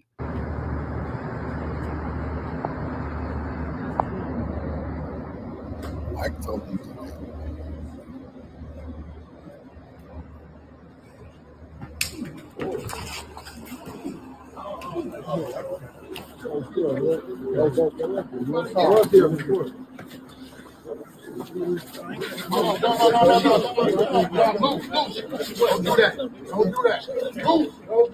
Let's not forget that Lucy pulled that move at No Jumper at the orders of his handler CS2 Back, the federal informant. They just don't want to admit the truth that we're not internet dudes. And that's just the fact to it. And it's like when they come playing, we're going to show you. And unfortunately, when somebody, like, they got caught, you know, doing it. They try to come up to Wack on some goofy stuff. Wack said, nephew, let's make an example. And that's what we did. Wack said, nephew, let's make an example. And that's what we did. Wack said, nephew, let's make an example. And that's what we did. While two other suspects removed valuables from the victim, including jewelry, cash, and a cell phone, in excess value of $5,000. The victim lost consciousness during the incident, which was captured on video and posted to social media, apparently to stoke fear and boast of Williams's penchant for violence. After the incident, Williams posted a 7-minute video on his YouTube channel discussing the beating, stating that he used to be Big Useless's enforcer. I told you, I was Big Useless enforcer. That he loves to fight, and that the incident could have went a lot worse. Williams's post also played a portion of the assault. Or Wack 100 could be in danger of some sort of indictment, because if Big U's guilty of creating an air and aura of fear and intimidation, using loose cannon to beat people up and paying a check-in fee, well, Wack 100 talks about checking in, not exactly the same way as Big U. He said Porky speaks about a different kind of checking in than Big U. Let's see how different it is. Didn't have the entertainment shit. Mac gave him a few plugs. I gave him a gang of plugs. Everywhere we went and took it, we walk in, go boom, boom, boom, this boom, boom, boom. We part of the table, he family, and boom, boom, boom. Then a few niggas, like with T.I., the T.I. relationship was a play. Nigga, we put the fake blood press. Nigga, we put the fake blood press. Nigga, we put the fake blood press. Porky just said we, which means he's admitting to his own involvement, incriminating himself. Okay, Big U, you pull up at the Denny's in Westwood, boom, you jump out, save the day, and then T.I. gonna be up under you, you regulate that. That's where that come from. That sounds like Porky was the one directing everything. He said they put the fake blood press on T.I., so Big U could come save the day. Porky just said that he did that. Then he said he instructed Big U to regulate that situation. Porky and Loose Cannon's relentless pursuit of getting Big U arrested has led both of them to incriminate themselves in the process. Ironically, Lucy ended up behind bars for his own statements, while CS2 Back has faced no such repercussions. This inconsistency leaves a lot of people wondering why one is being penalized while the other seems to be shielded. He was kicked out of the house because he wore his son's chain without permission, which is, if you let somebody live with you, it seems like a minor thing to put them out of the house. It could be show the type of personality he is, very domineering. And then he got back cool with him. He got some studio time for him. I wouldn't be surprised if it was with that Mally Mal guy who Loose Cannon jumped on.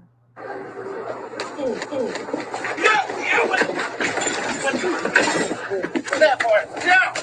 What's wrong with you? What the fuck is wrong with you, yo? Fuck up, nigga. There's footage of Loose Cannon beating up Mally Mal. Loose Cannon tells the whole story about Big U sicking them on Molly Mall. And so I end up whooping Molly Mall ass, right? Put it on camera and shit. Guy named Big U. It's cool. They used to be brothers, right? Then you talk about Big U and Molly Mall. No, Big U Molly Mall and you. Yes. Molly Mall, who you're friends with. Yeah, that's my brother. Right. Yeah, they used to be. They all. He friends. put us on the phone together. Still my brother. Yeah. Molly Mall is a good dude. He just a scammer. So Molly's not a scammer. Allegedly. Molly Mall is a scammer on crazy. You and Molly But Mall they is good. cool. They still No, good. me and Molly Mall is He good. talks the truth, regardless Molly's they not like a it or fucking not. scammer. I fuck You with know a bunch what? of This is what I'm okay, saying. look, All the business I've ever did with Molly, he always delivered. No, have you ever seen just do Molly music. Mall produce a song? He has the producers. No. Pooh Bear, nigga. Pooh Bear is a writer. Pooh Bear is. He makes the Justin studio Bieber, available. He provides the beats. And then- he demos them. And then when people pull up, he press play. I got a hit. The Game and Jeremiah joint. No, came from Molly.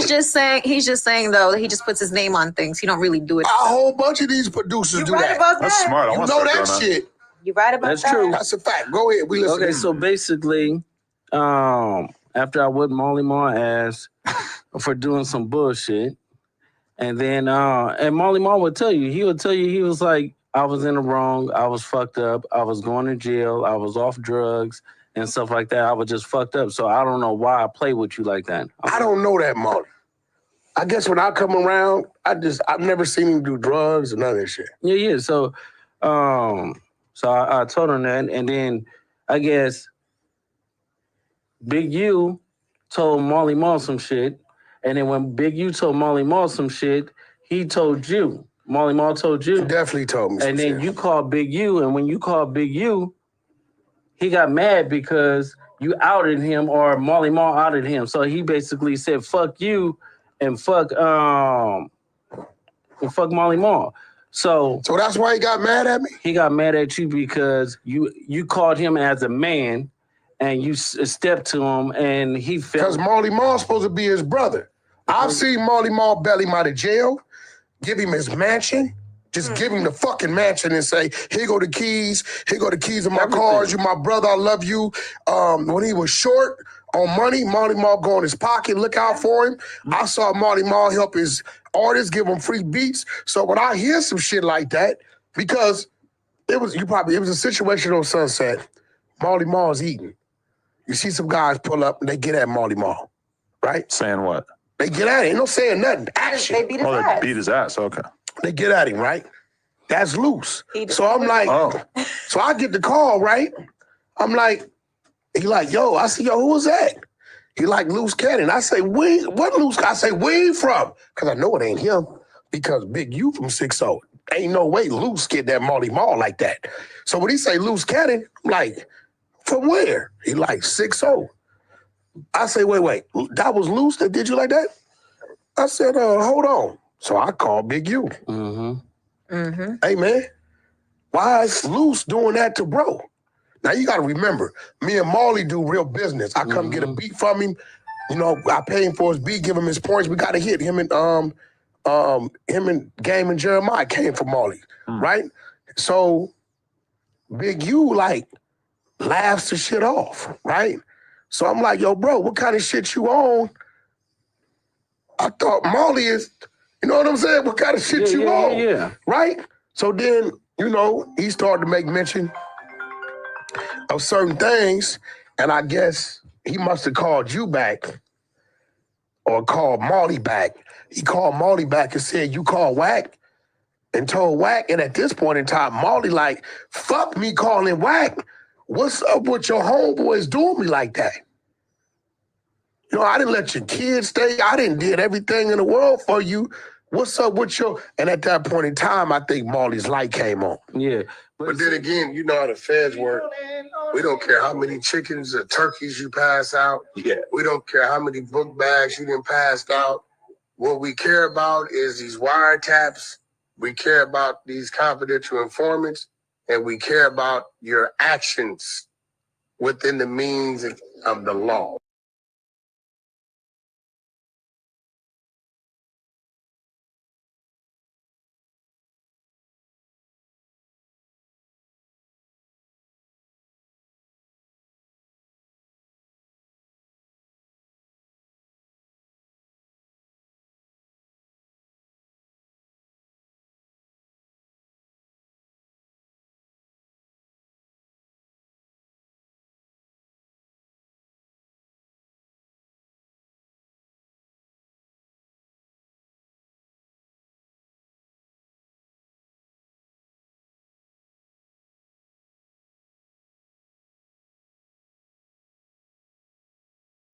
Give me 1 second.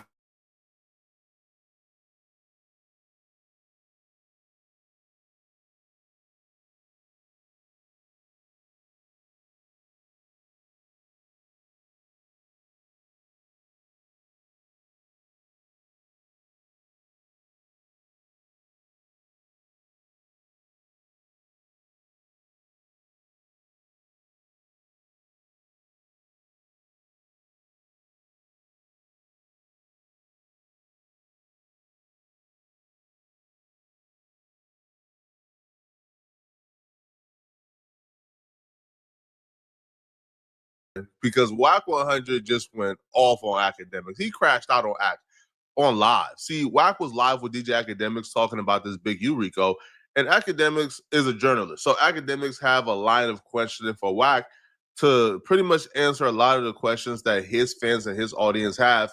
But Whack 100 didn't like the line of questioning, man, and he let Academics have it, call him out of his name, just blew up on him. Things got really combative on the live stream when Academics brought up the Big U wiretaps. On the Big U wiretaps, Big U spoke about doing harm to Whack 100, and the feds included excerpts from the wiretap in the Rico indictment. On January 12, 2023, Henley, Big U, described needing to beat the ish out of Whack 100. A couple weeks prior, December 30th, 2022, Henley, aka Big U, stated he needed to break Whack 100's jaw. July 9th, 2022, Henley, aka Big U, would tell victim one, which according to the feds is a victim that he was extorting at one point for $25,000 a month. He told that victim about an incident where they pulled up on Whack 100, and according to Big U, Whack 100 was begging Big U not to take his life. Now, Whack 100 has disputed this. He said this is false. Big U was lying and bragging on the phone, and that's about it. Now, this incident supposedly happened at the Novo at the game concert, where he would say they pulled up like 14 deep, came through the back door, and tried to ambush Whack 100 on stage. And then they had people waiting outside to sort of lure Whack 100 outside, and they was going to do something to Whack when he was outside, but according to Big U, Whack 100 pled for his life. Whack 100 would say Big U is a liar. He never pled for his life, and he was ready to take it there. Big U will also tell the same victim who owned a dispensary in LA that he has to stop doing business with Whack 100. What you guys just witnessed is called the Great West Coast Press. We've seen it happen to the best of. It is literally a tactic that's taught in local gangbanging. What that is you have a dude who's new to LA who's an implant, but he has value. He actually has a business. He has a dispensary, makes a lot of money.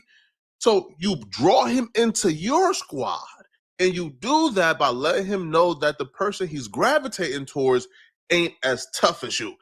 This happens to almost every celebrity in this city, bruh, which is why you will see a celebrity come to this city and they would change like 50 different squads. Like the gangs will literally pass them around.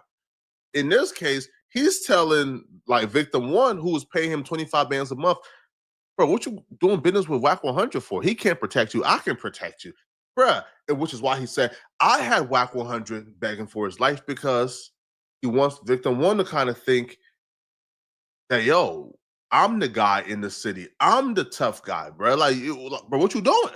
You need me, not Whack. Which is why he told him not to do business with Whack, and then begin to get caught on wiretap, telling this dude everything that he did to Whack, allegedly from his perspective.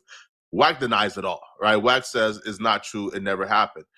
Now, when on live stream with DJ Academics, though, Whack 100 and DJ Academics was talking about Adam 22 recently getting a visit from the feds. So much for being fresh. If the feds watching, I made it 41 years into this life before I had involvement, conversation with federal agents. And when they showed up, I was wearing a red Nike Tech. Not exactly the definition of fresh, but I got a crazy update. I'm going to do the Good Diligent podcaster thing, and I'm going to save it for tomorrow at 4 p.m. with Lush and some surprise guests. So make sure you tune in tomorrow. 22ster has got a big update. Tap inwardly. I aspire to have the cojones, the bravery, and the boldness of a white man in the United States. This right here is bravery that can only exist in white culture. You tell me the feds was at my door. I'm talking to a lawyer. I'm hyperventilating. I'm trying to figure out, bro, do I need to leave the United States? Bro, I'm wearing a tuxedo the entire time. I don't even want them to see me in no Nike. Adam showed up to the door purposely in a Nike tech so they can know he's with the ish. Oh, nah. This is some kahunas here, man. So academics seen this, and he was talking to Wack, and he said, yo, Wack, if the feds came to visit Adam, did they come to visit you too?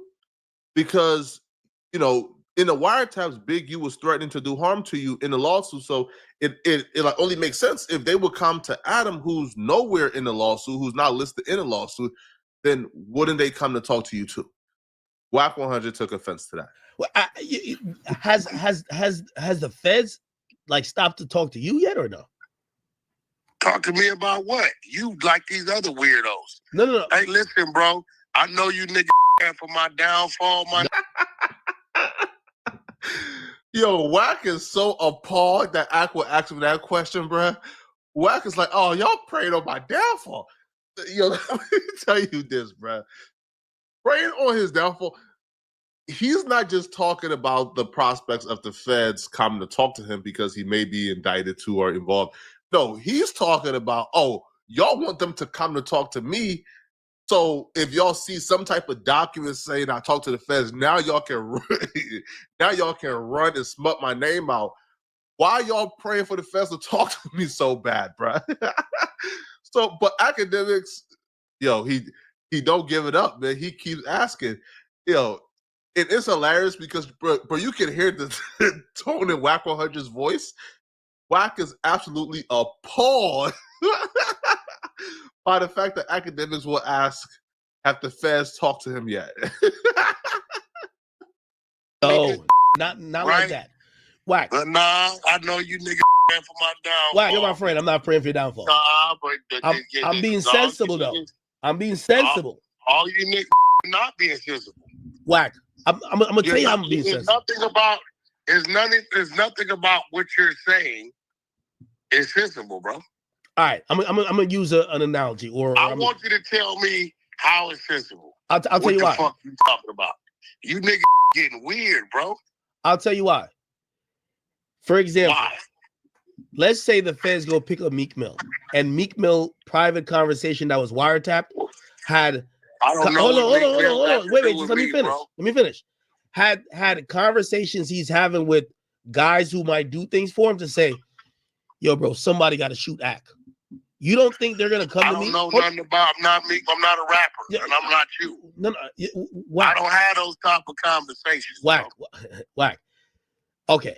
I'm using that's a fictional example. I'm using it to say, yo, in the indictment, they have Big U on wiretap trying to get people to harm you. You think they're not gonna ask you? Like, no, hey, he does not. You're lying. Yeah. Stop lying. Yeah, no, all you square ass niggas that's doing media. Hey, look, bro, if you're gonna run the media, be accurate with your information. Stop lying. They have Big U on wiretap telling somebody what he wants to do to me. It's semantics at this point. I'm not in the street. So what I would say from my square perspective is I don't feel like it makes that much of a difference, right? Whether or not Big U is trying to get somebody to do something to Wack, or whether or not Big U is threatening to do it himself.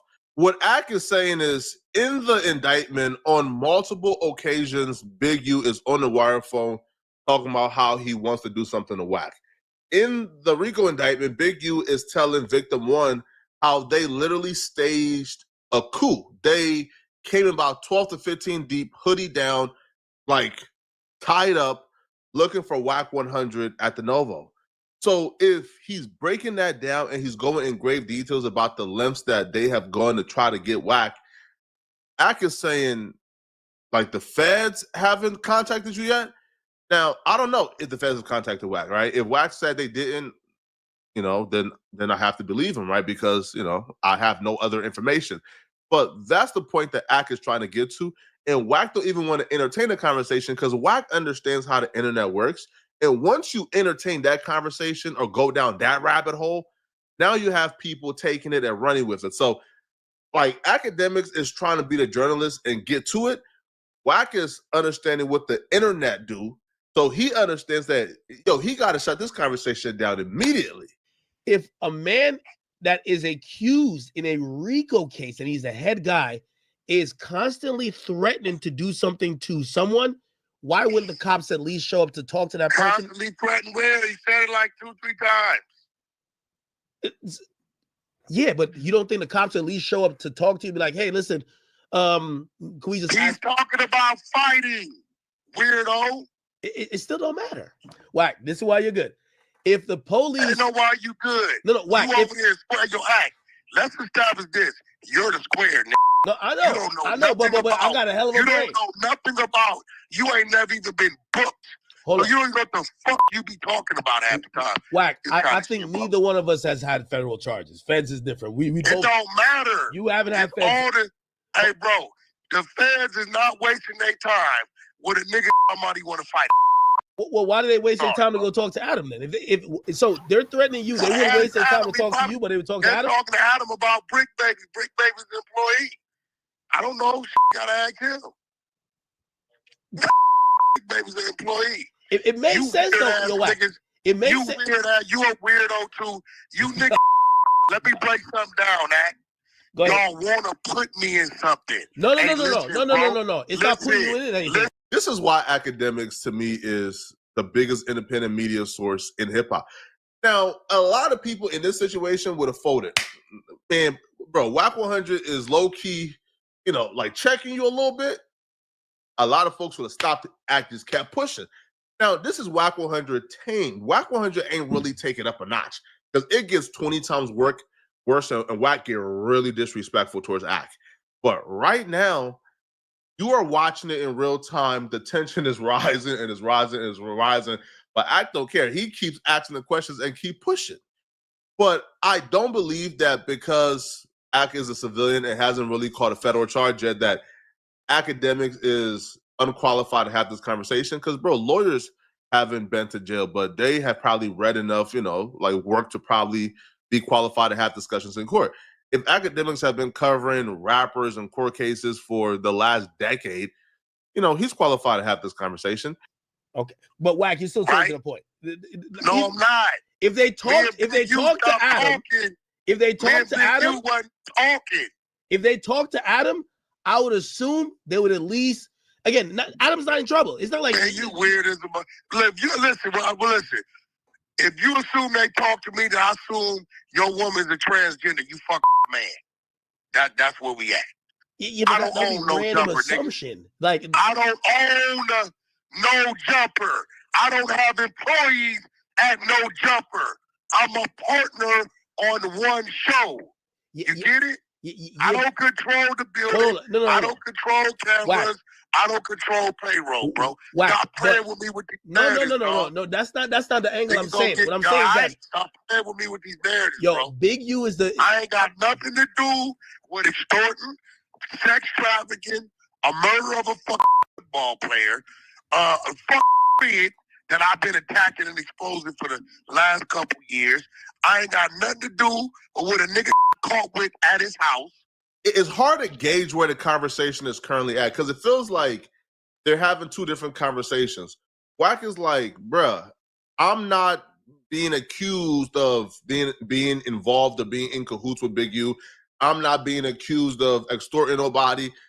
So Wack is saying because I'm not being accused of doing anything with Big U, the feds got no reason to talk to me. Ack is saying, yeah, the feds will talk to you because they're saying that Big U tried to bring harm to you, and they will probably either try to warn you or try to get you to turn. So it feels like they're having two different conversations here. Now I don't know if that's on purpose or if it's accidental, but Wack will offer Act the last warning: stop playing with the narratives, bruh. Because Wack knows the internet and he knows exactly where people would take this particular clip and take it to, right? I've been in a building where people for example, 607 Unk. I think he hopped online and he insinuated or he jokingly said that Wack 100 was a snitch. Wack 100 takes that really personal because when 607 Unk came to No Jumper, Wack drove in his car, I believe like an hour to no jumper at like 12, like at like 11 a.m. to confront 607 Unc. Right? Like he was that irate. He really wanted to fight him because he jokingly made a joke about Wack 100 and cooperating in the same sentence. So Wack 100 takes this really personally. Now, luckily, 607 Unc was not in the building. He left like 20 minutes before Wack actually got there. But yeah, this is something that Wack 100 takes very seriously. So after, I guess, the last warning, this is where Wack 100 really turns up and really crashes out. And I think he crossed the line in terms of disrespecting Ak. Because, bro, Ak is the big dog of this media stuff. Feel me? So, you know, you don't really say certain things to Ak, you know, in terms of calling him out his name, you know. But here's how this conversation went. Okay, let me ask you this for the record. If they subpoenaed you to answer questions, would you answer? Hey, bro, check this out. Academics, I ain't gonna tell you again, bro. Okay. Stop trying to put me in something. No, I was just giving a scenario. They gonna subpoena you about some shit ain't got nothing to do with you, bro. I would hope not. You and the rest of these bitch ass niggas are trying to incorporate me in something that ain't got nothing to do with me, homie. You nowhere in there.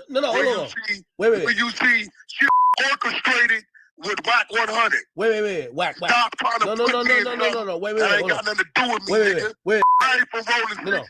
Wack. Let me clear that up. No, let me clear it up. I'm not what are you talking about? No, I'm not saying you had nothing to do with it. No, that's what you keep. No. Let me clarify this. Hey, look, bro, get in your lane, bro. No. Some shit is disrespectful, bro. No. Only thing, bro. I wasn't trying to stop insinuating. I'm gonna ask you. Wait, I don't know if you dumb or slow. No. Or you just playing for content. No. Hold on. You think I'm saying something I'm not? Did you read all this shit? Yeah. No. What do I got to do with any of it? I think that the feds would want you to be listed as a victim. I'm not a victim, dummy. No, hold on. I'm not saying you are. Yes, but I think they would want to happen to you. Okay, I think they would want to talk to you in that sense, and you could probably say no. You could probably be like, "No, I'm good." But to you, bro. But let me explain something to you, bro. I'm gonna say this one more time, bro. Nothing in that paperwork, none of those actions. No laws were broken when it comes to my name. It's just a nigga talking. Okay. And the nigga's not talking about having me assassinated. He's not talking about kidnapping me. He's not even saying killing me. Well, he didn't say break his jaw. He said, I want to break his jaw. If that's the case, nigga be investigated every day, right? I mean, that's true too. But well, you know how Rico's go. That's a really messy shit. How Rico go, bro. Like, and I'm gonna say this again. Nothing pertaining to my name involves a crime. That's big Ak. Listen, man, I don't think Ak is a B. I think Ak is a respected journalist. But I do understand Wack 100 taking this stance of really treating this with the severity and trying to send a message. This is essentially Wack trying to send a message to anybody else who has this particular narrative when they want to interview him. Because if Wack would say this to Ak and spaz out on Ak, imagine what Wack would say to you if you try to, like lead him down this line of questioning. Because Wack wants to make it perfectly clear that he's not a victim. He was never contacted. He never knew the feds were he probably knew the feds were after Big U because the family of Rayshawn Williams told Wack that. But Wack makes it perfectly clear, bro. He's not cooperating. He has never talked to the feds. He has no business talking to the feds, man. Now, again, I do feel like the question was fair. I don't feel like Academics was out of line for asking the question. But, Wack is taking a stance, man. Now, if Adam is saying that he just got contacted, I think the feds rolled up on Adam twice already in a span of like 24 hours. So, is he enough, man?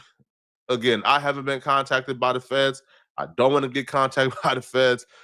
Listen, bro, I fear the feds more than I fear death, homie. Like I'll be right.